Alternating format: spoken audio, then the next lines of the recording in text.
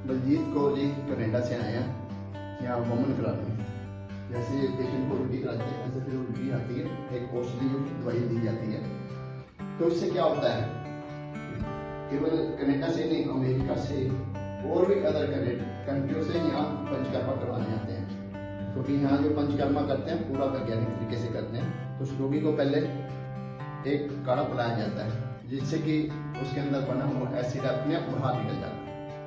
तो इससे क्या होता है, जिन लोगों को कोलेस्ट्रॉल बढ़ा हुआ है वो भी ठीक हो जाता है, एसिड पेट में जलन होती रहती है वो भी ठीक हो जाती है, छाती के रोग और गले के रोग और थायराइड ग्रंथि को भी आराम मिलता है, फेफड़े के अंदर कफ जमा होता है वो भी निकल जाता है, निकल के बाहर आ जाता है।